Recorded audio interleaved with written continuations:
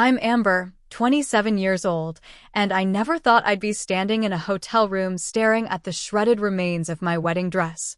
My sister Stephanie, 29, stood there with scissors in hand, a smirk plastered across her face.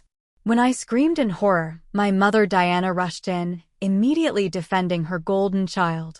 "It's just fabric," she said dismissively. This betrayal had been building for years, me always being the second-best daughter. But they had no idea what was coming next.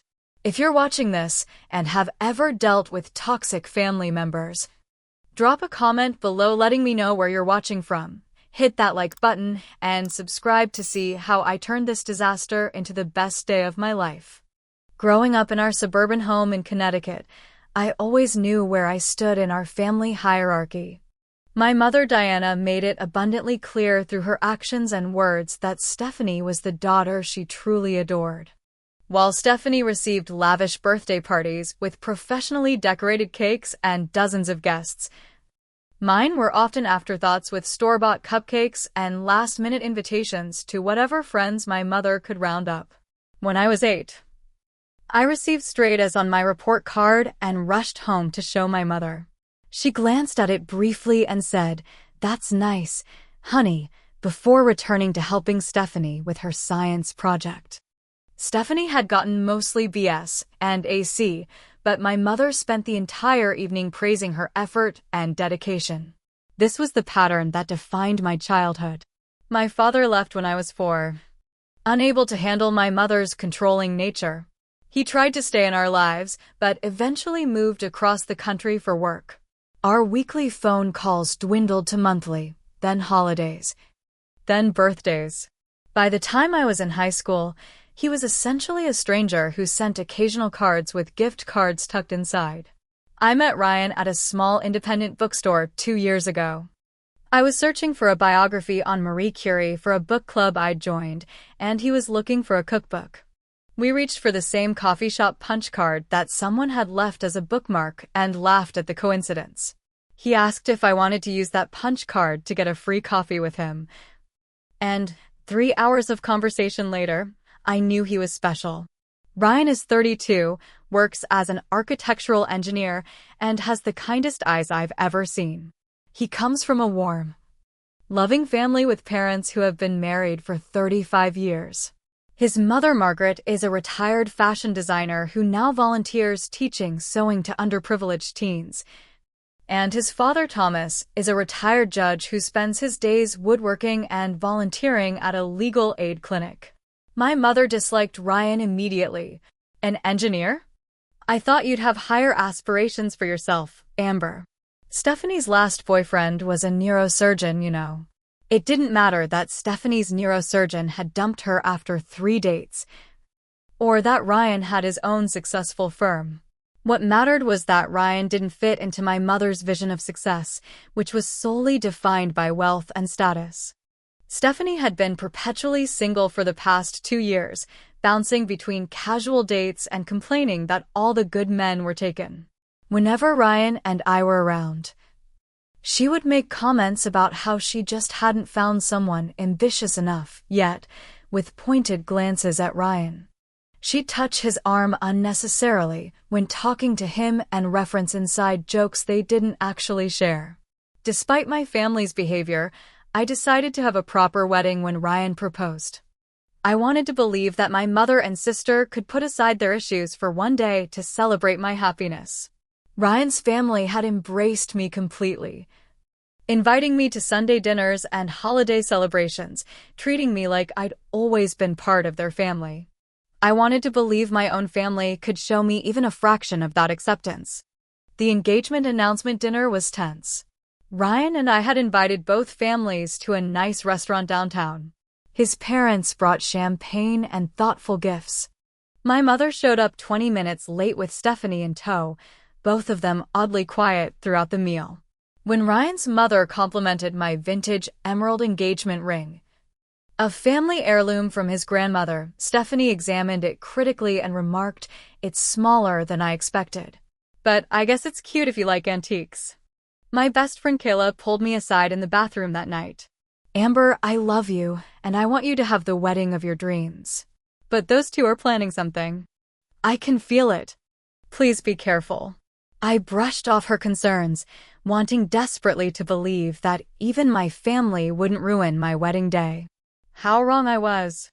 The sabotage began almost immediately after we announced our engagement.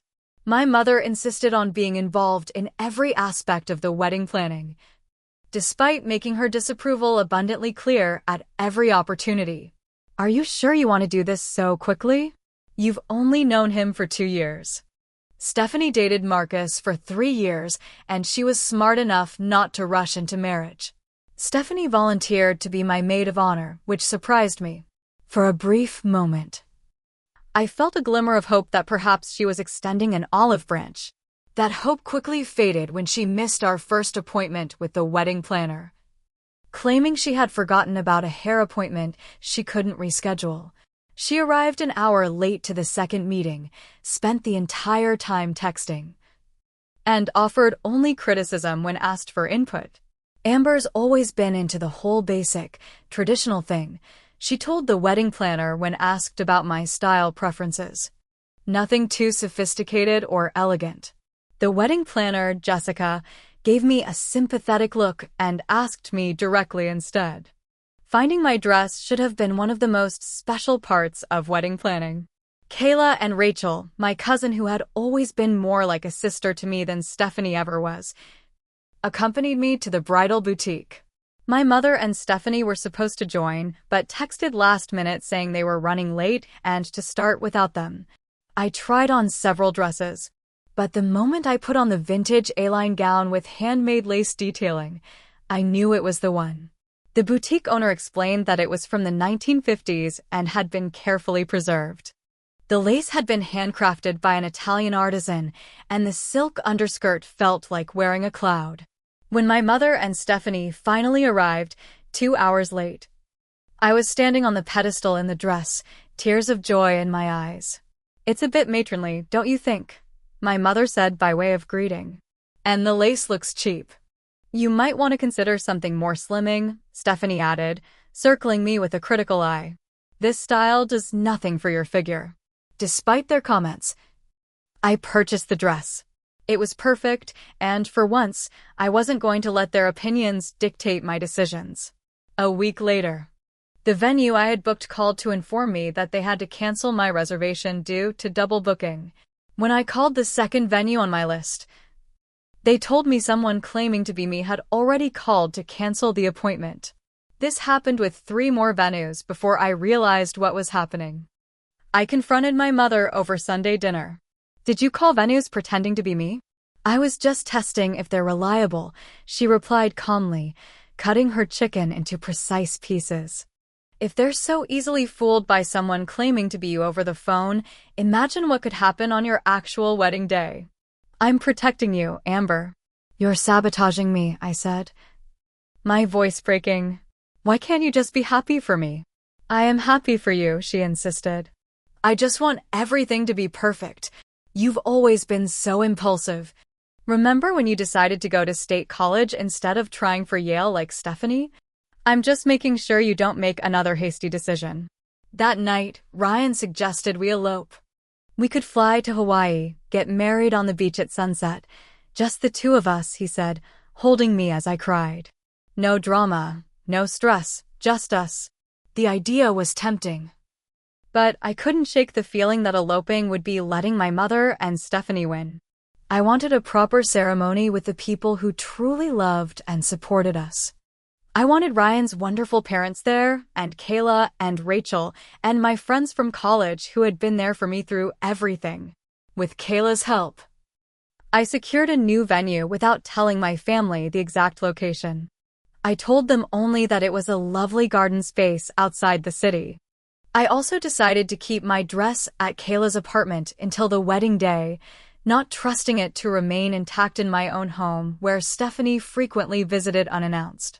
At the final dress fitting, Stephanie accompanied me, having canceled on the previous 2 appointments. As I stood in the dress, now perfectly altered to fit my body, she sipped champagne and eyed me in the mirror. You know, she said, her voice deceptively casual. That dress really does make you look fat. But I guess Ryan doesn't mind that sort of thing. I bit my tongue, reminding myself that in just a few weeks, I would be marrying the love of my life, and no amount of petty comments could take that away from me. I had no idea then just how far they would go to try. The rehearsal dinner was held at a charming Italian restaurant that Ryan's parents had recommended. Everything was going surprisingly smoothly until midway through the main course, when Stephanie clinked her glass to get everyone's attention. "I have an announcement to make," she said, standing up with a wide smile. "I wanted to wait until after Amber's wedding, but I just can't keep it in any longer. I've been seeing someone new, and he's here tonight to meet everyone." All eyes turned to a tall, well-dressed man with slicked-back hair who I hadn't noticed before. He stood and gave a practiced smile. "I'm Jason," he said. "It's wonderful to meet Amber and Ryan's families." My mother was practically glowing. "Jason is a cardiothoracic surgeon at Massachusetts General," she announced proudly. He and Stephanie met at a charity gala last month. Throughout the remainder of dinner, my mother fawned over Jason, peppering him with questions about his career and family background. "Your parents own that pharmaceutical company? How fascinating. And you grew up in the Hamptons?" "We used to summer there when the girls were young." We had never summered in the Hamptons. We had gone to my grandmother's modest lake house in New Hampshire twice. "You know," my mother said loudly enough for everyone to hear, "Jason is definitely marriage material. I wouldn't be surprised if we're planning another wedding soon." Stephanie giggled and leaned into Jason. "Mom, stop it. But you know, I have been thinking about what kind of wedding I'd want. Something really spectacular, maybe at the Plaza in New York." Ryan's parents exchanged concerned glances. Margaret, always perceptive, waited until my mother was busy showing Jason family photos on her phone before approaching me at the bar. "Amber, dear," she said gently, "are you all right? This all seems a bit orchestrated." I forced a smile. "It's fine. Stephanie has always needed to be the center of attention. I'm used to it." Margaret placed her hand on mine. "You deserve to shine on your wedding day. And you will. Ryan adores you, and our whole family is thrilled to welcome you. Whatever happens tomorrow, remember that you're gaining a family who values you exactly as you are." Her kindness nearly broke me. I excused myself to the restroom, needing a moment alone. As I approached, I heard hushed voices around the corner. I stopped, recognizing my mother and Stephanie. "Teach her a lesson," my mother was saying. "She's always been stubborn." "Don't worry," Stephanie replied. "After tomorrow, she'll understand that some things are just meant to be in a certain order. I've always been first in everything, and marriage won't be any different." I backed away quietly, my heart pounding. I called Rachel from the parking lot, my hands shaking so badly I could barely hold the phone. "I think they're planning something for tomorrow," I said when she answered. "Something to ruin the wedding. What did they say exactly?" Rachel asked, concern evident in her voice. I repeated the fragments of conversation I'd overheard. "I know it sounds paranoid." "But it's not paranoid," Rachel interrupted. "Not with their history. Listen, why don't I keep your dress at my place tonight? I'm staying closer to the venue anyway, and I can bring it directly to the hotel in the morning." Relief washed over me. "Would you?" "That would be amazing, Rachel." We arranged for me to drop the dress off at her apartment after the dinner. When I returned to the table, Stephanie was showing everyone pictures of dresses on her phone. "This is the kind of dress I'd want," she was saying, displaying a photo of an elaborate ball gown with a cathedral train. "Something truly spectacular." "It's gorgeous, darling," my mother cooed. "So much more elegant than a vintage dress." I ignored the barb and focused on getting through the rest of the evening. Later that night, after dropping my dress at Rachel's, I received a text from her. "Stephanie just showed up here, saying she wants to help with wedding prep.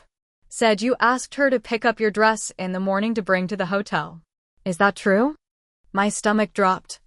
I hadn't told Stephanie where the dress was, let alone asked her to pick it up.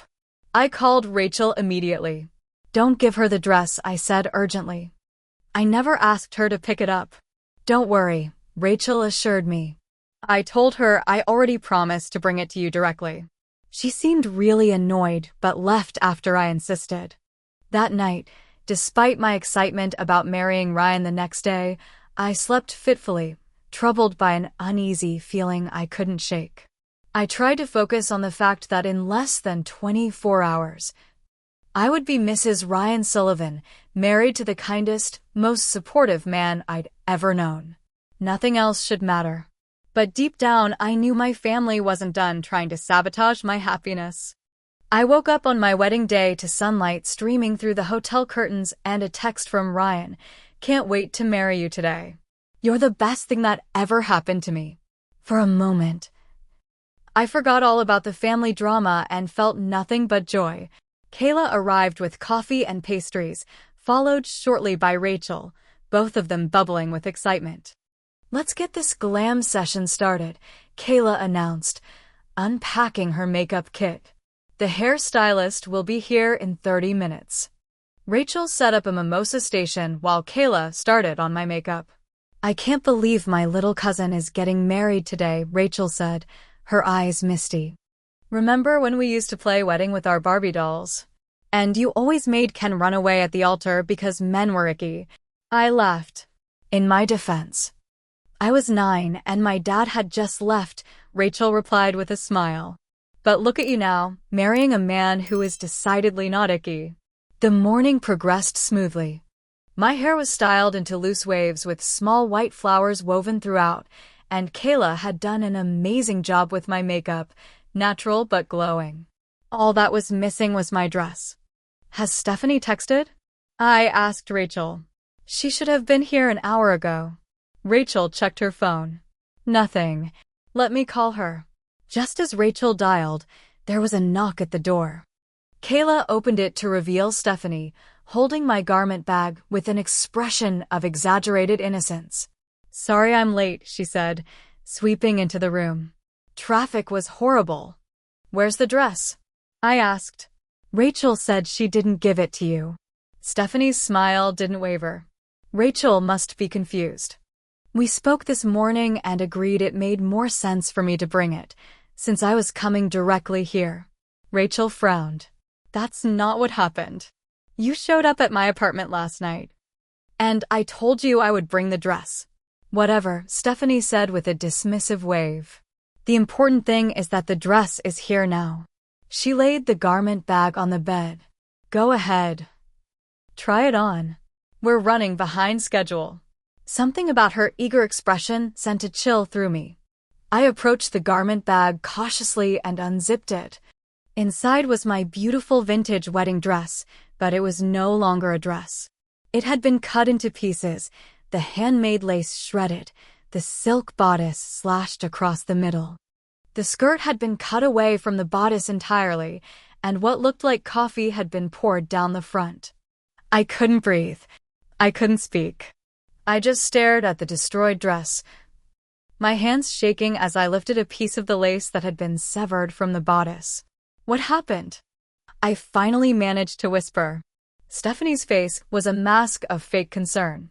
Oh no! It must have been damaged during transport. These old dresses are so fragile. Fragile? Kayla stepped forward, her voice rising. This wasn't damaged, it was deliberately destroyed.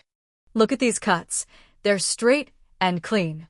This was done with scissors. Stephanie's expression hardened. Are you accusing me of something? Yes, she is, Rachel said, moving to stand beside me. And so am I. You did this, Stephanie. You destroyed Amber's wedding dress. That's ridiculous, Stephanie scoffed. Why would I do such a thing? The hotel room door opened again, and my mother walked in, already dressed in her formal navy blue gown. She took in the scene, me standing in my robe holding pieces of my destroyed dress, Kayla and Rachel flanking me protectively, and Stephanie with her poorly concealed smirk. What's going on here? My mother demanded. Stephanie cut up my wedding dress, I said, my voice steadier than I felt. My mother glanced at the destroyed dress, then at Stephanie. Something passed between them, a look of understanding that confirmed everything I had suspected. "Don't be dramatic, Amber," my mother said dismissively. "It was probably an accident." "An accident?" I held up the severed bodice. "Someone took scissors to this dress. Look at these cuts." "Well, perhaps it's for the best," my mother said, examining her manicure. "That dress was rather tacky anyway. All that old lace, it looked like a tablecloth." I couldn't believe what I was hearing. "My wedding is in 3 hours, and I don't have a dress. How is that for the best?" "Maybe this is a sign," Stephanie suggested, not even trying to hide her satisfaction anymore. "Maybe you should postpone the wedding. Take some time to really think about whether you're ready for this commitment." That's when I snapped. Years of being the second best daughter, of having my achievements dismissed and my happiness undermined, all came rushing to the surface. "This wasn't an accident," I said, my voice rising. "You did this deliberately. You've been trying to sabotage my wedding from day one, and now you've destroyed my dress." "Why? What have I ever done to deserve this from my own family?" "Oh, please." My mother rolled her eyes. "Don't be so melodramatic. It's just a dress." "It's not just a dress," I shouted. "It's my wedding dress for my wedding day. The day that should be one of the happiest of my life, and you've ruined it." My mother's expression changed, hardening into something cold and unfamiliar. "How do you speak to me that way? After everything I've done for you? What have you done for me? You've criticized me, belittled me, and favored Stephanie my entire life." "Because she deserves it," my mother shouted back. "And how dare you even think of marrying before my sweet daughter? Forget the wedding, it's off." The room fell silent. Even Stephanie looked shocked at our mother's outburst. "What did you just say?" I asked quietly. My mother straightened her dress, regaining her composure. "I said the wedding is off. I won't support this farce. Stephanie is older.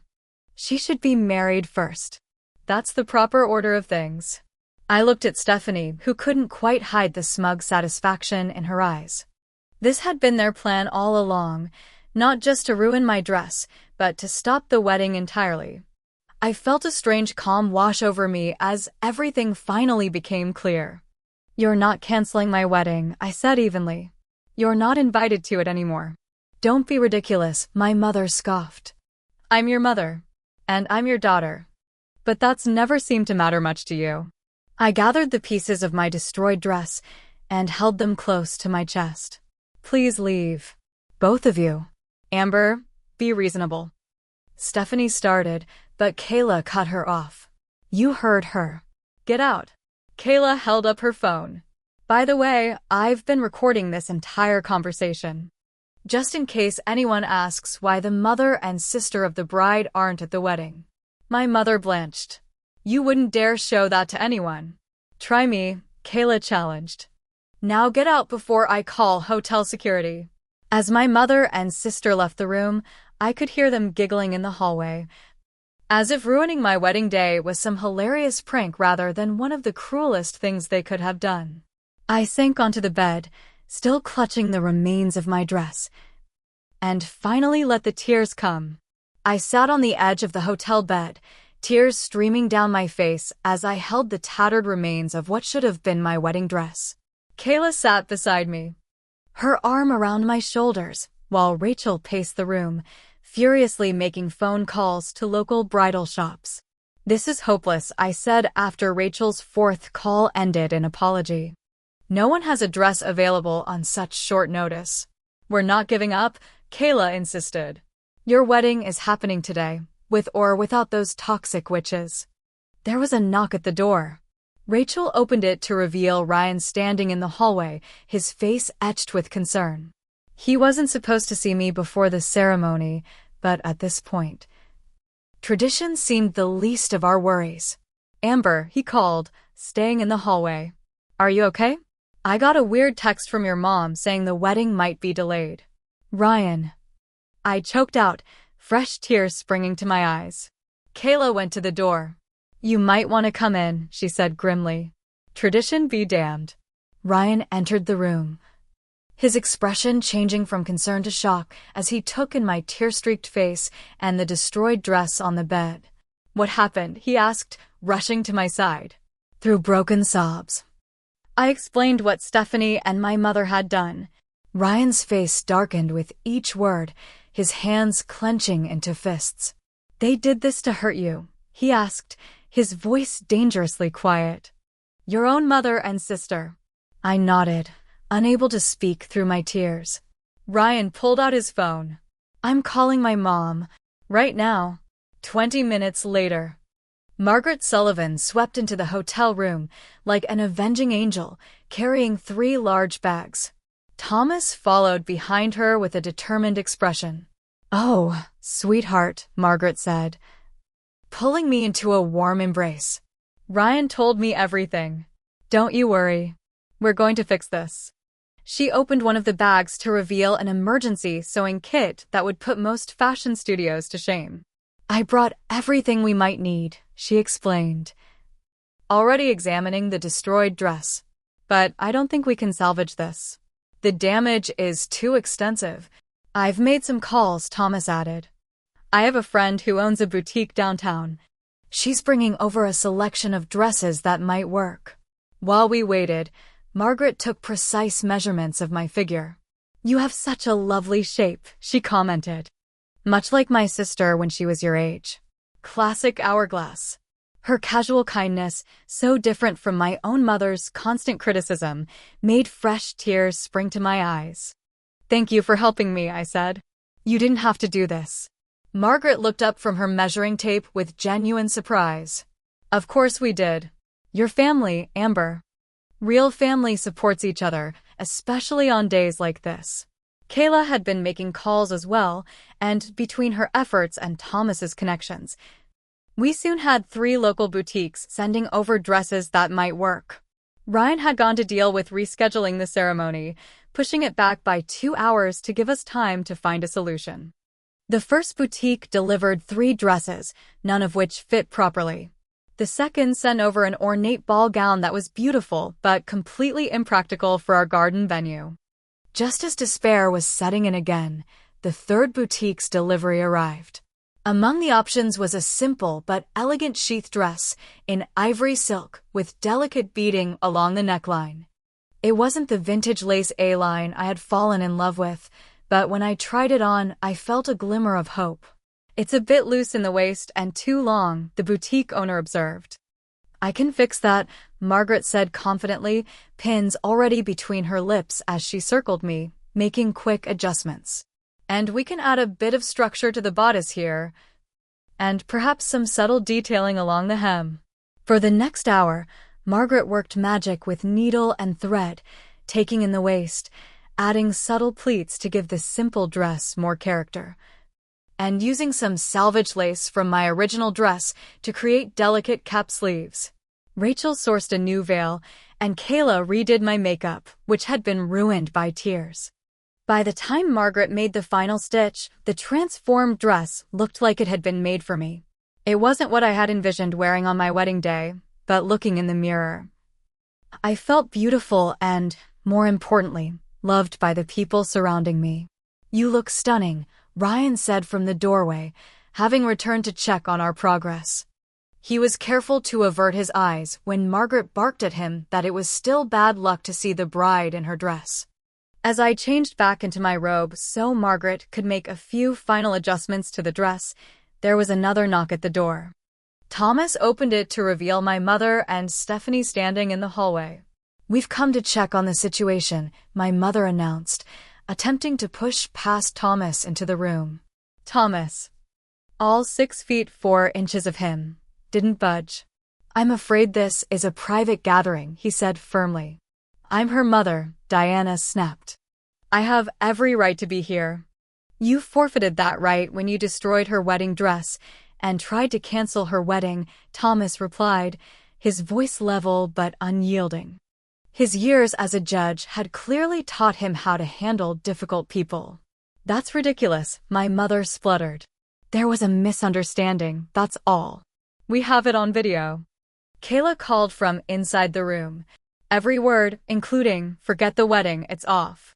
My mother's face paled. Stephanie stepped forward, trying a different approach. Amber, this is silly. Let us help you fix this situation. I moved to the door, standing beside Thomas. The situation is already fixed, no thanks to you. I have a beautiful dress, wonderful friends, and future in-laws who have shown me more love today than you have in years. You're not welcome at my wedding. Either of you. You can't be serious, Stephanie said, her confidence faltering. I'm your maid of honor. Not anymore. Rachel will be standing beside me today. This is outrageous, my mother exclaimed. After everything I've done for you. What exactly have you done for me, Mom? Besides try to ruin the most important day of my life because you couldn't stand to see me happy. Security will be escorting you out now. Thomas said calmly, gesturing to the two uniformed men who had appeared behind them. I took the liberty of arranging additional security for the event.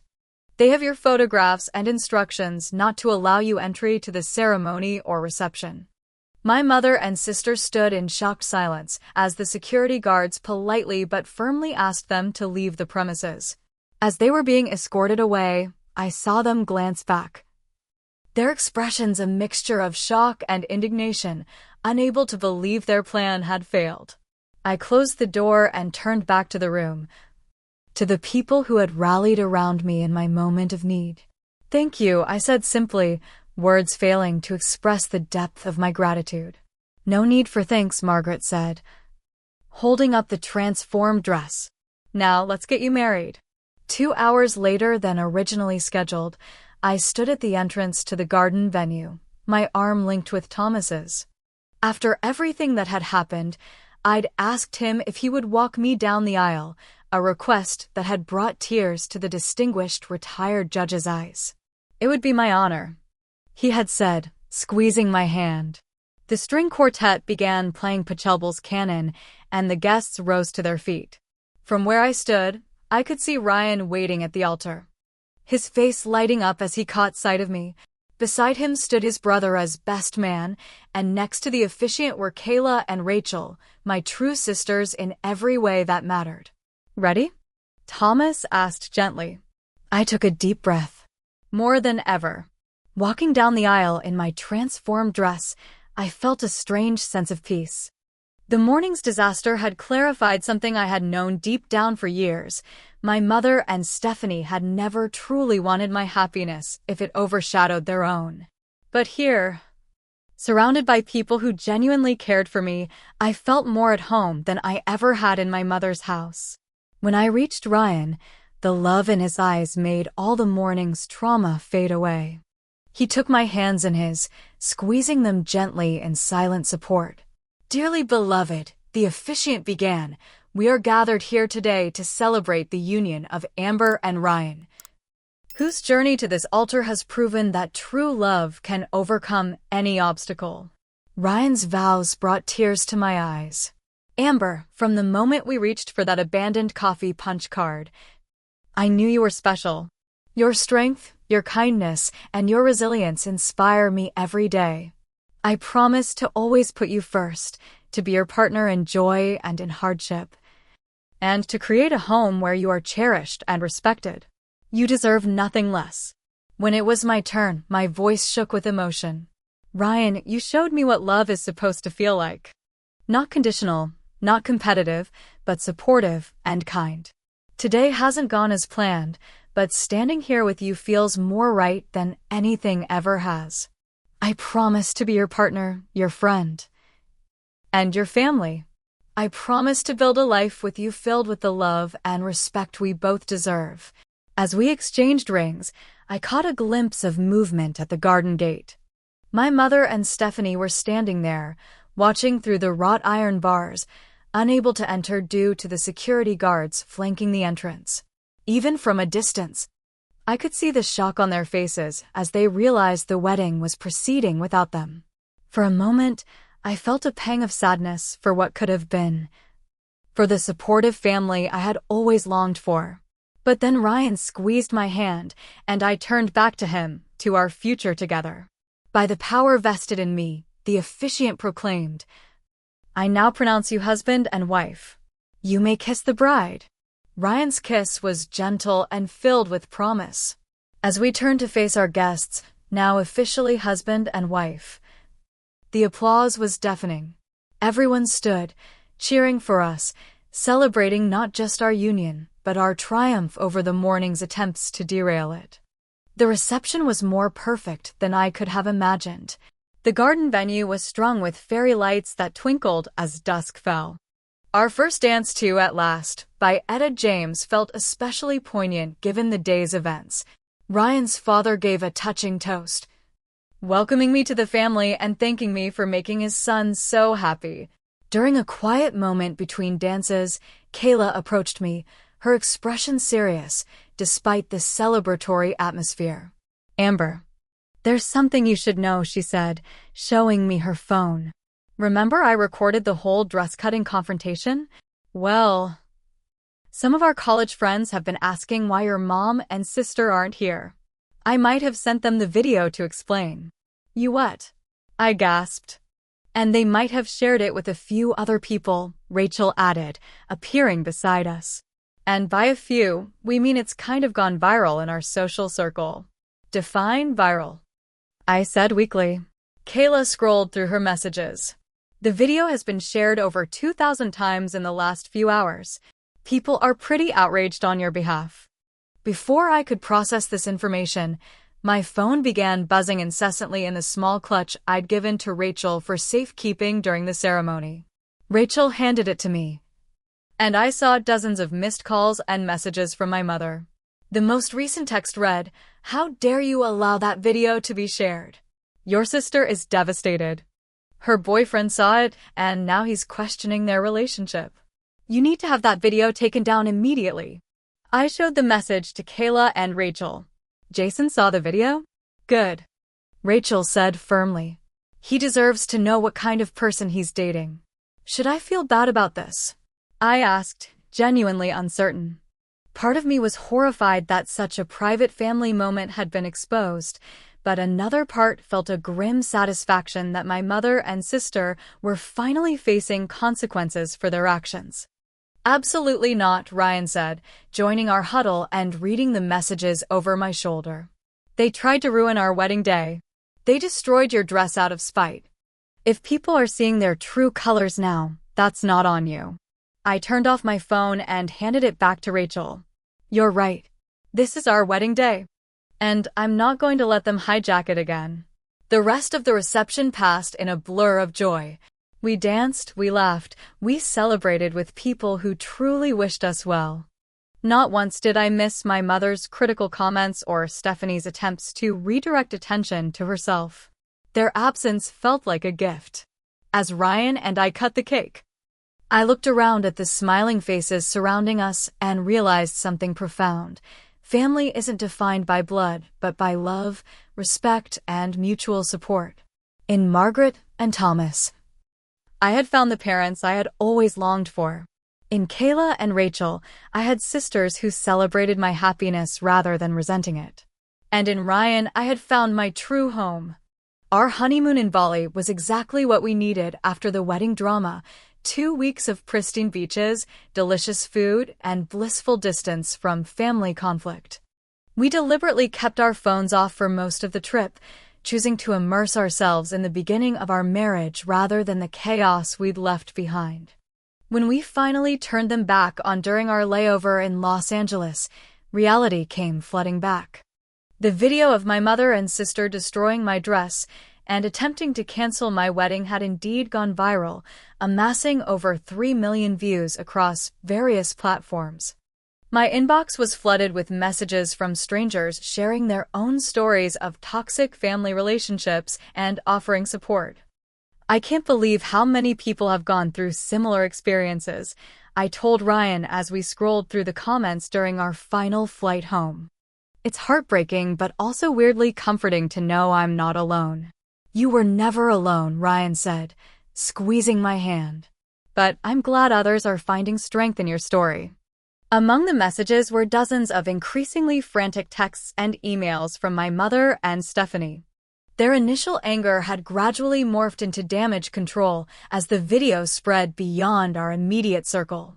My mother's final message, sent just a day before, read, "This has gone far enough. Amber, we need to talk about how to address this situation. People are getting the wrong impression about our family." The wrong impression? Ryan scoffed, reading over my shoulder. Seems like people are getting a perfectly accurate impression for the first time. When we arrived home, we found our new apartment filled with flowers and welcome home gifts from Ryan's family and our friends. Margaret had stocked our refrigerator with homemade meals, and Thomas had completed the bookshelves he'd been building for our living room. It was the perfect homecoming. Less perfect was the news that awaited us online. A local lifestyle blog had picked up the story, interviewing several wedding guests about the dress-cutting drama. Apparently, Jason had indeed broken up with Stephanie after seeing the video, publicly stating that he wanted no part of such family dynamics. My mother had been noticeably absent from her regular charity committee meetings, and rumors were swirling about their behavior. "They're getting a taste of their own medicine," Kayla said when she came over to welcome us home. "For years, they've maintained this perfect image while treating you terribly behind closed doors. Now everyone can see who they really are." Part of me felt guilty for their public embarrassment, but a larger part recognized that they were simply facing the natural consequences of their actions. For the first time in my life, I wasn't shouldering the blame for their behavior. A week after our return, my mother showed up at our apartment unannounced. I was alone, as Ryan was at work. For a moment, I considered not answering, but decided it was time to face this head-on. She looked different, smaller somehow, less intimidating than I remembered. Her normally perfect appearance was slightly disheveled, her designer outfit replaced by simple slacks and a blouse. "May I come in?" she asked, her voice lacking its usual commanding tone. I hesitated, then stepped aside. She entered cautiously, looking around at our cozy space with an unreadable expression. "I suppose I should apologize," she said after an uncomfortable silence, not quite meeting my eyes. "Things got out of hand with the dress. Stephanie went too far." I noticed immediately that she was apologizing for Stephanie's actions, not her own. Typical. "Things didn't get out of hand, Mom," I replied calmly. "You both deliberately tried to ruin my wedding because you couldn't stand to see me get married before Stephanie. You told me the wedding was off because I dared to go first." "I was upset," she said defensively. Parents say things they don't mean when they're upset. This wasn't just one comment made in anger.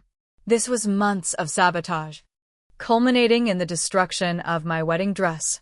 And instead of being horrified by what Stephanie did, you defended her. My mother sighed, finally getting to what I suspected was her real reason for visiting. "The video is causing problems, Amber. People are talking. The Hendersons have asked me to step down from the charity board. Stephanie's lost her boyfriend and is being ostracized by her friends. We need you to make a statement saying it was all a misunderstanding." I stared at her in disbelief. "A misunderstanding? There's video evidence of what happened." "Videos can be misinterpreted," she insisted. "If you would just explain that we were all under stress, that things weren't as they appeared." "But they were exactly as they appeared," I interrupted. "For once, people are seeing the truth about how you and Stephanie have treated me for years." "So that's it?" she asked, her voice hardening. "You're going to let this video ruin our reputation? After everything I've done for you? What exactly have you done for me, Mom? Besides criticize me, belittle me, and consistently put Stephanie's needs and wants above mine?" She had no answer for that. "I'm not going to lie to protect your reputation," I said firmly. "The video shows what actually happened. If you're unhappy with how people are reacting to your behavior, perhaps you should reconsider the behavior itself." My mother left shortly after, clearly dissatisfied with my response, but realizing I wouldn't be manipulated into covering for them. As I closed the door behind her, I felt a strange mixture of sadness and liberation. For the first time, I had stood my ground without wavering, without accepting blame that wasn't mine to carry. The months that followed were transformative. Ryan and I settled into our new life together, creating routines and traditions that were uniquely ours. I started therapy to process the years of family trauma, gradually learning to recognize and counteract the negative self-talk instilled by my mother's constant criticism. 6 months after our wedding, Stephanie announced her engagement to a wealthy real estate developer she'd been dating for all of 2 months. The invitation to be her maid of honor arrived by courier, accompanied by an expensive bottle of champagne and a note that read, "Water under the bridge, right? Family is family." I declined politely, wishing her well but maintaining the boundaries I'd established. Her wedding was scheduled for the following spring, bigger, more expensive, and more elaborate than mine had been. Exactly as she'd always wanted. Ryan and I didn't attend. Instead, we celebrated our 1-year anniversary with a quiet dinner at the restaurant where we'd had our first date, followed by a weekend getaway with his parents at their lake house. Margaret taught me how to make her famous apple pie, and Thomas took Ryan fishing at dawn. It was simple, genuine, and filled with more love than any extravagant event could offer. "Do you regret not reconciling with your mom and sister?" Ryan asked as we sat on the dock watching the sunset on our last evening. I considered the question carefully. I regret that they couldn't be the family I needed. I regret that they couldn't celebrate my happiness without feeling threatened by it. But I don't regret protecting myself from their toxicity. "You know," Ryan said thoughtfully, "when I was in college, a professor once told me that forgiveness doesn't always mean reconciliation. Sometimes it just means letting go of the hope for a different past." That resonated deeply. I had spent years hoping my mother and sister would change, that they would suddenly become the loving, supportive family I'd always wanted. Accepting that this would never happen was painful but necessary for my own healing. A month after our anniversary celebration, I discovered I was pregnant. As Ryan and I sat in our living room, staring at the positive test with a mixture of excitement and terror, I felt a momentary pang at the thought that my child wouldn't know their maternal grandmother or aunt. But then I thought of Margaret's warm hugs and Thomas's patient wisdom. I thought of Kayla's fierce loyalty and Rachel's unwavering support. I thought of the family we had chosen and the home we had built, a home founded on respect, kindness, and unconditional love. Our child would be surrounded by people who valued them exactly as they were, who would celebrate their successes without competition and support them through failures without judgment. They would grow up knowing that family isn't defined by blood, but by love, a lesson I had learned the hard way, but one that had ultimately set me free. As I write this now, with my hand resting on my growing belly, I want to share this message with all of you who have supported me through sharing your own stories. Family should be a source of strength, not pain. If your blood relatives cannot love you as you deserve to be loved, you have every right to create a family of choice that can. The journey isn't easy. Setting boundaries with toxic family members, especially parents, goes against everything we're taught about family loyalty. But sometimes the most loving thing you can do, for yourself and for them, is to break the cycle of toxicity and create something healthier. My story doesn't have a neat, happy ending where my mother and sister suddenly realized the error of their ways and transformed into loving, supportive family members. Real life rarely works that way. But it does have a happy beginning, the beginning of a new family tradition based on mutual respect and genuine love. If you're struggling with toxic family relationships, know that you're not alone. You deserve to be treated with respect and kindness, especially by those who claim to love you. Sometimes the bravest thing you can do is walk away from what hurts you. Even when, perhaps especially when, what hurts you is disguised as family love. Have you ever had to set boundaries with toxic family members? How did you handle family conflicts around important life events? Drop your experiences in the comments below, and don't forget to like, subscribe, and share this video if my story resonated with you. Your support means the world to me, and I hope my journey can help others find the courage to prioritize their own happiness and well-being. Thank you for being part of my chosen family.